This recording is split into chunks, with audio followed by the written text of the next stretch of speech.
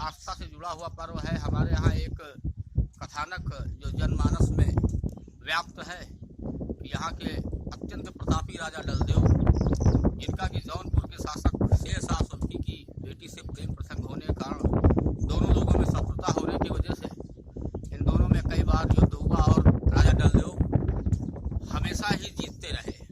एक बार राजा शेरशाह सुरती ने रणनीति बनाई कि होली के अवसर पे राजा डलदेव के सारे सैनिक छुट्टी पे होते हैं, उस समय अगर युद्ध किया जाए तो विजय अवश्य मिलेगी। इस कारण शेरशाह सुरती ने होली के अवसर पे राजा पे आक्रमण किया और युद्ध किया, और युद्ध में राजा वीर गति को प्राप्त हुए।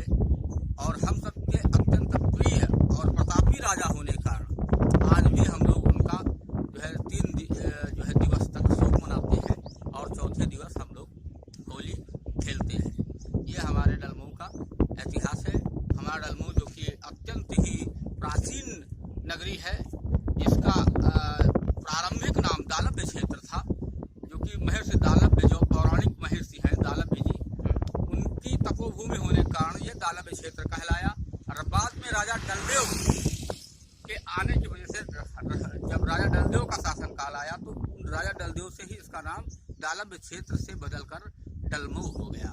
यही हमारे डलमऊ का कथानक है और इसी के कारण हम लोग 3 दिवस तक शोक मना करके बाद में हर्षोल्लास के साथ सभी लोग आज तक होली खेलते आ रहे हैं।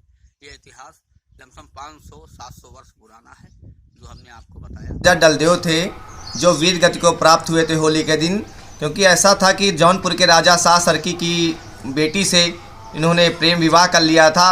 उसके दृष्टिगत कई बार युद्ध हुआ, कई बार उन्होंने आक्रमण किया, जौनपुर के राजा द्वारा आक्रमण किया गया डलमऊ के किले पर, परंतु हमेशा वो हार जाते थे। परंतु कुछ भेदियों द्वारा बताया गया कि राजा डलदेव होली के दिन प्रजा के साथ खुशियाँ मनाते हैं और सब व्यस्त रहते हैं।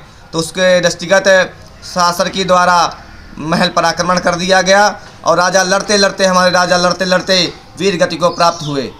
उन्हीं के शोक में हम लोग 3 दिन बाद जो अच्छा दिन पड़ता है वहाँ उस दिन होली मनाते हैं, सोमवार या शुक्रवार के दिन। कितने गांव में शोक मनाया जाता है? ये हमारे 28 गांव हैं और डलमऊ नगर से 28 गांवों में 3 दिन बाद होली का पर्व खुशियों में सौहार्दपूर्वक मनाया जाता है। और हम लोगों का यही है, हम लोग अपने राजा को श्रद्धांजलि अर्पित करते हैं।